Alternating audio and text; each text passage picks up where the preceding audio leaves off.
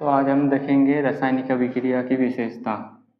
थोड़ी देर पहले देखे थे रासायनिक अभिक्रिया क्या होता है और ये उसमें अभिकारक और प्रतिफल क्या होता था। अब देखेंगे रासायनिक अभिक्रिया की विशेषता क्या है और पहचान क्या है। रासायनिक अभिक्रिया होगा तो कैसे पहचानेंगे, क्या सब होगा तो रासायनिक अभिक्रिया हो सकते हैं। तो पहला विशेषता है गैस का निर्माण। तो रासायनिक अभिक्रिया होगा तो हो सकता है कि उसमें गैस बने या तो अवक्षेप बने या रंग में परिवर्तन है, और भी होता है ऊष्मा में परिवर्तन होता है। पहला देखेंगे हम गैस का निर्माण। तो जैसे गैस का निर्माण में कुछ रासायन, सभी में नहीं होता, कुछ रासायनिक अभिक्रिया में होता है। तो गैस का निर्माण तो जैसे देखेंगे जस्ता, जिसको बोलते हैं जिंक का अभिक्रिया जब HCl से कराया जाता है तो बनता है जिंक क्लोराइड ZnCl2 और साथ में बनता है हाइड्रोजन गैस। तो जैसे यहाँ पर गैस का निर्माण हो रहा है तो हम समझ जाएंगे कि इसमें रासायनिक अभिक्रिया हुआ है। कुछ अभिक्रिया में होता है, सभी में नहीं होता ये। तो जैसे जिंक और हाइड्रोक्लोरिक अम्ल का अभिक्रिया होगा तो जिंक क्लोरीन से अभिक्रिया करके जिंक क्लोराइड बनाएगा और साथ में जो हाइड्रोजन है ये विस्थापित हो जाएगा, गैस के रूप में निकल जाएगा। ये अभिक्रिया क्यों करता है इसके बारे में हम बताएंगे अगले वीडियो में। उसके बाद है मैग्नीशियम और ये है HCl मैग्नीशियम और हाइड्रोजन क्लोराइड, इन दोनों का अभिक्रिया से बनता है मैग्नीशियम क्लोराइड और साथ में बनता है हाइड्रोजन गैस। गैस का पहचानने का होता है कि बगल में तीर का चिन्ह रहता है, वो भी ऊपर की साइड। ऊपर की ओर का मतलब गैस हल्का होता है और ऊपर की ओर चल जाएगा हल्का होने के कारण। तो ये होता है। तो ये भी यहाँ पर भी हाइड्रोजन गैस का निर्माण हो रहा है, इसमें कार्बन डाइऑक्साइड का गैस का निर्माण हो रहा है। जैसे कैल्शियम कार्बोनेट, जिसको चूना पत्थर बोला जाता है, इसकी अभिक्रिया जब हाइड्रोजन क्लोराइड से अभिक्रिया कराया जाता है तो बनता है कैल्शियम क्लोराइड CaCl2, साथ में जल बनता है और बनता है कार्बन डाइऑक्साइड। तो ये भी गैस है और ये भी ऊपर की ओर जाएगा। तो कुछ ही अभिक्रिया में ऐसा होता है जिसमें गैस का निर्माण होता है, सभी में नहीं होता है। जैसे जिंक और हाइड्रोजन सल्फेट का अभिक्रिया कराया जाएगा तो बनेगा हाइड्रोजन सल्फेट और साथ में बनेगा हाइड्रोजन गैस। यहाँ पर भी हाइड्रोजन गैस बन रहा है, यहाँ पर भी हाइड्रोजन गैस बन रहा है, यहाँ पर बन रहा है कार्बन डाइऑक्साइड। ऐसा नहीं है कि सभी जगह हाइड्रोजन गैस ही बनता है, कुछ जगह क्लोरीन गैस भी बनता है, कुछ जगह कार्बन डाइऑक्साइड बनता है और कुछ जगह हाइड्रोजन गैस बनता है। ये स्थिति पर निर्भर करता है। तो दूसरा आता है, तो अगला अभिक्रिया है अवक्षेप। ये रासायनिक अभिक्रिया को पहचानने का नियम है। पहला देखें कि गैस का निर्माण होता है, अब दूसरा देखेंगे अवक्षेप। ये एक ठोस पदार्थ होता है। अवक्षेप क्या होता है? ठोस पदार्थ होता है, थक्का जैसा होता है। जैसे कुछ अभिक्रिया में, जैसे सोडियम क्लोराइड का अभिक्रिया सिल्वर नाइट्रेट से कराया जाता है तो बनता है सिल्वर क्लोराइड। सिल्वर क्लोराइड ये दही जैसा दिखता है, सफ़ेद दिखता है, दही जैसा थक्का दिखता है और इसका रंग जो होता है वो सफ़ेद होता है। यहाँ पर याद रखने का जो है, रखने वाला जो चीज़ है वो है सफ़ेद रंग। सिल्वर क्लोराइड का रंग पूछा जाता है किस तरह का होता है, या सिल्वर क्लोराइड का अवक्षेप किस रंग का होता है? सफ़ेद। और साथ में बनता है NaNO3 सोडियम नाइट्रेट।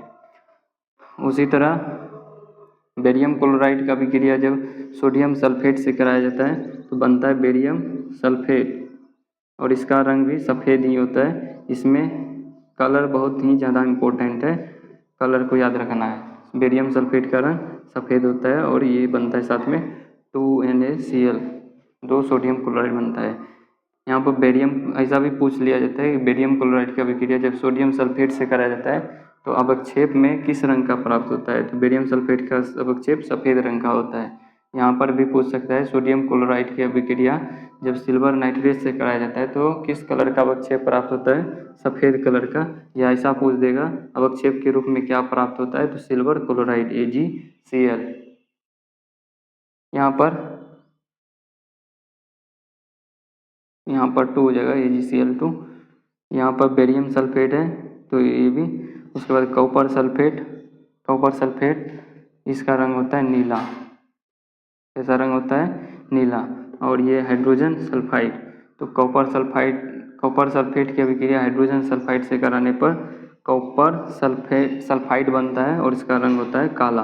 और ये हाइड्रोजन सल्फेट जिसको हम बोलते हैं सल्फ्यूरिक अम्ल या बैटरियम, ये बनता है। यहाँ पर याद रखने हैं कि कॉपर सल्फाइड का रंग काला होता है, कॉपर सल्फेट का रंग नीला होता है। ये लेड नाइट्रेट और पोटेशियम आयोडाइड, इसका रंग जो होता है वो होता है पीला।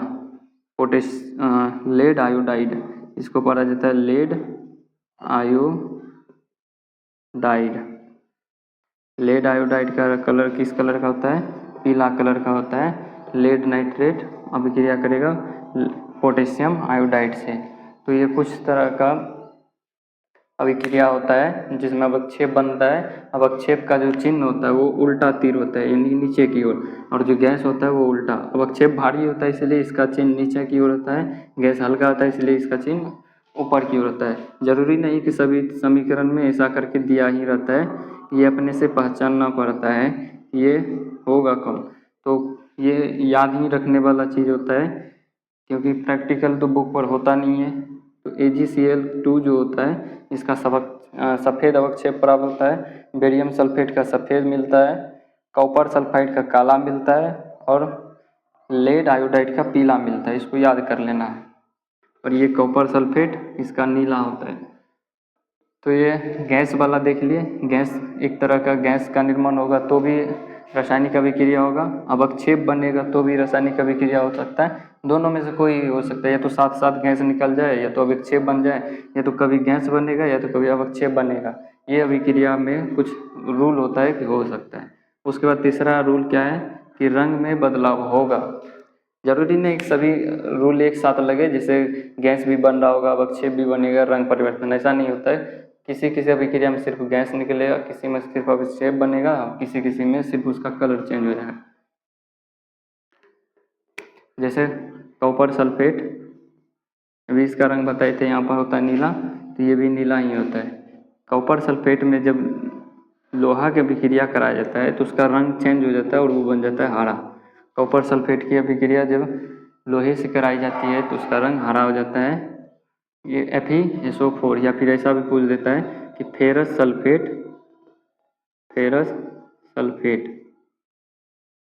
का कलर किस कलर का होता है। फेरस सल्फेट का रंग कैसा होता है? तो हरा होता है। या फिर ऐसा भी पूछ दिया जाता है कॉपर सल्फेट के एक विलयन में एक लोहे की कील डाली गई तो उस विलयन का रंग कैसा होगा? तो उस विलयन का रंग हो जाएगा हरा, क्योंकि वहाँ पर बन गया फेरस सल्फेट। ये रंग चेंज हो जाएगा। तो अगर नीला रंग से लोहे की कील डालने पर हरा हो रहा है, इसका मतलब उसमें रासायनिक अभिक्रिया हुआ है। उसी तरह लेड नाइट्रेट की अभिक्रिया करा देंगे पोटेशियम आयोडाइड से, इसको पढ़ेंगे पोटेशियम और ये आयोडाइड। पोटेशियम आयोडाइड एक रंगीन पदार्थ होता है जिसका कोई कलर नहीं होता है। तो जब इसका अभिक्रिया इनसे कराया जाता है तो ये बन जाता है लेड आयोडाइड, और इसका रंग होता है पीला और भी चमकदार होता है, पीला शाइनिंग वाला होता है। तो लेड आयोडाइड का कलर चमकीला होता है और पीला रंग का होता है।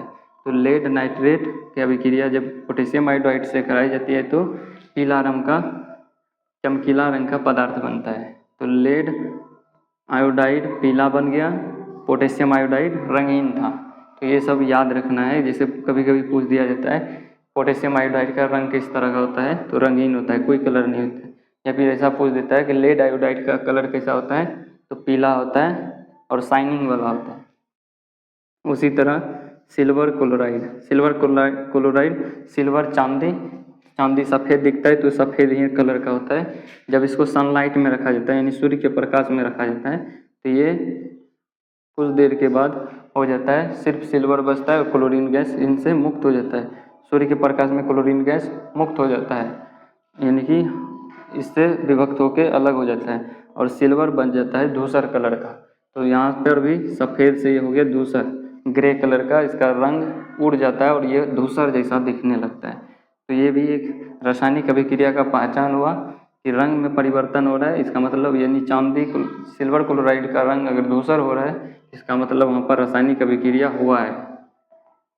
और भी होता है, जैसे लाल लिटमस पत्र नीला हो जाता है, किसके वजह से? क्षार के वजह से। जब क्षार के विलयन में लाल लिटमस को डुबाया जाता है तो वो नीला कलर का हो जाता है। इसका मतलब यहाँ पर भी रासायनिक अभिक्रिया हुआ है उसमें। और भी कुछ एक्स्ट्रा होता है, जैसे पोटेशियम परमैंगनेट, इसको अलग नाम से बोला जाता है, इसको लाल दवा बोला जाता है, लाल दवा या पोटेशियम परमैंगनेट। इसका कलर कैसा होता है? लाल दवा का बैगनी कलर का होता है। नाम है लाल दवा लेकिन कलर होता है बैगनी। इसमें जब नींबू का रस दिया जाता है तो इसका रंग धीरे धीरे गायब होते जाता है। नींबू का रस डालते जाएंगे, बैगनी से धीरे धीरे रंगीन हो जाएगा और एक समय ऐसा आता है कि पानी के जैसा दिखने लगता है, पानी जैसा, यानी कि कोई कलर नहीं होता है, रंगीन हो जाता है। उसी तरह यह है potassium dichromate. Potassium dichromate, potassium dichromate इसका कलर होता है नारंगी, और इसमें जब सल्फर डाइऑक्साइड का विक्रिया कराया जाता है तो इसका रंग हो जाता है हरा, रंग हरा बन जाता है। यानी पोटेशियम डाइक्रोमेट का पहले रंग होता है नारंगी, जब इसमें सल्फर डाइऑक्साइड गैस प्रवाहित किया जाता है तो ये इसका रंग नारंगी से बन जाता है हरा। तो ये अगर ऐसा हो रहा है किसी चीज़ में कोई चीज़ डालने से अगर उसका कलर परिवर्तन हो रहा है तो इसका मतलब वो रासायनिक अभिक्रिया का ही भाग है, इसका मतलब वो रासायनिक अभिक्रिया वहाँ पर हो रहा है। या तो अवक्षेप बन जाए, या तो गैस बन जाए, या तो उसका कलर चेंज हो जाए। ये सभी गुण बताता है रासायनिक अभिक्रिया का।